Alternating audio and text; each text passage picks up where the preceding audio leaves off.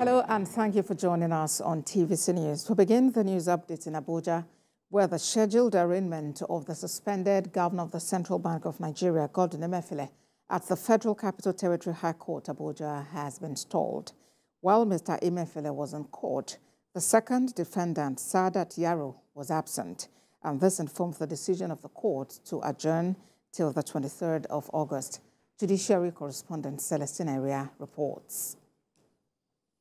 It is the second time the Department of State Services will be charging the suspended CBN governor to court.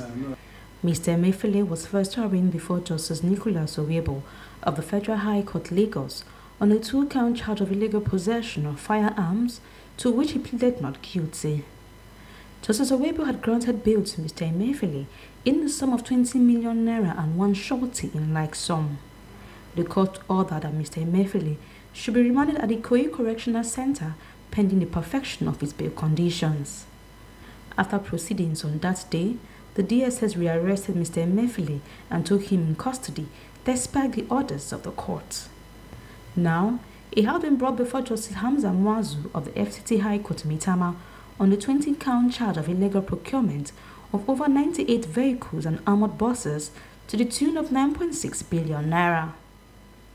Mr. Emefiele is expected to be arraigned alongside a CBN employee, Saadat Yaro, and her company, April 1616 Investment Limited.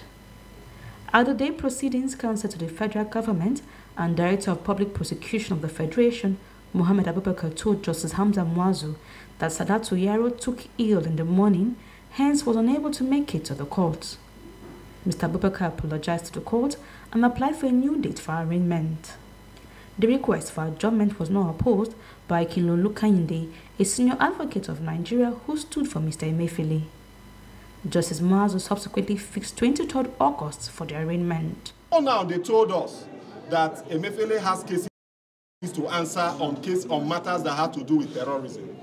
We expected that the charges would reflect terrorism count charges.